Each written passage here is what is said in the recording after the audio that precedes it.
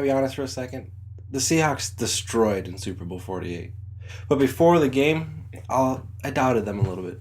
I wasn't sure that they were going to win. I mean, I hoped and I thought deep down, sure, of course they're going to win. They're a great team. But if you ask me, I told you, like, I don't know. It's going to be a close game. As soon as that first quarter was done, though, I don't think there was a doubt in anyone's mind the Seahawks were going to win that game. But doubting the Seahawks in the Super Bowl, that was more of a question of confidence. Thomas doubting Jesus, like we just read about in John, that was doubting Jesus' credibility. See, Thomas knew Jesus. Thomas had walked with Jesus for 3 years. He knew everything that he had said, everything that he had taught. But when Jesus died and the other disciples started coming back and saying, hey, Jesus is alive again, and he sort of gives this display. He says, unless I'm able to put my fingers in his hands where the nails went and touch his side with my fingernails where the spear went, like, I'm not going to believe. Like, that's just crazy.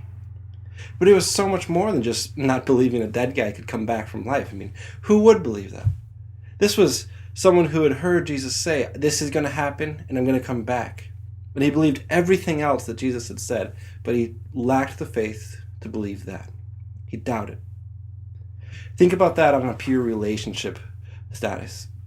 Imagine you're Jesus and one of your closest friends doesn't believe that you are who you say you are. One of your closest friends doesn't believe that you're going to do what you've told them you're going to do. Imagine how frustrating that must have been.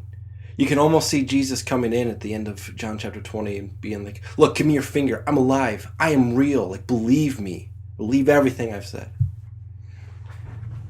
For me, you know, if you've heard my testimony, you know about when I was a sophomore in high school and I started questioning so many things in the Bible. Just the more that I read it, the more I was like, this doesn't make any sense.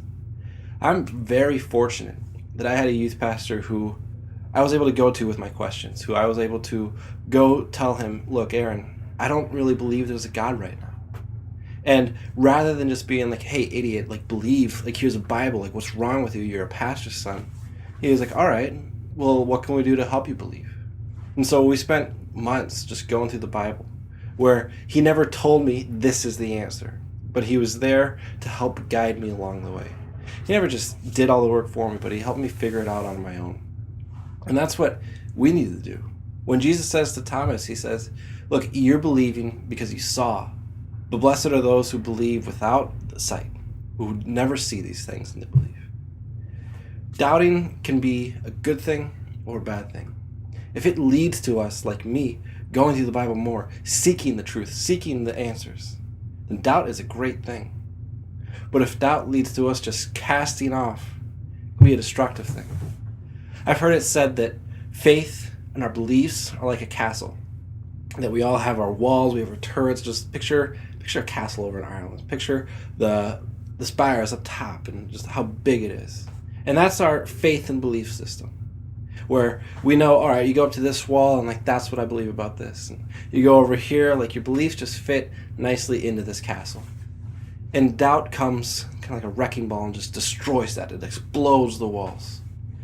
Now, doubt can either be something that God is forcing upon or putting into our lives, saying, hey, your walls need to expand. You're only believing me this much, but you need to believe in this much.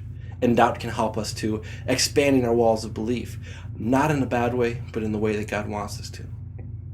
Or doubt can help us destroy our walls in a way that we never rebuild them. There's two sort of responses we can do. You can take the prideful way that says, I'm right, these are my beliefs, and these are all that I need. And then when your doubt comes and destroys those walls, you never rebuild back up your faith. Or you can take the humble way. And not to be prideful in myself, but when I was in high school, this is what I did. Where I humbled myself, and when I finally came back to belief in God, it was more, I'm never going to be able to understand who this God is. God destroyed my walls of my castle with doubt, but he rebuilt them up in such a more beautiful castle, such a more beautiful way. That if I had never gone through that doubt, I wouldn't believe the things I believe about God today, and I wouldn't be where I am today. The Bible is clear.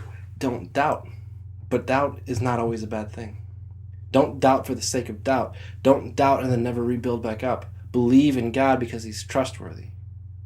But God understands you're going to have these questions. And me and your youth leaders, we're here for you. Just like my youth pastor was there for me. Be open with your questions. Share them. It's okay to doubt if it leads to growth.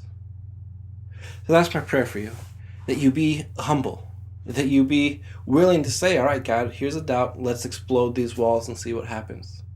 But stay true to God.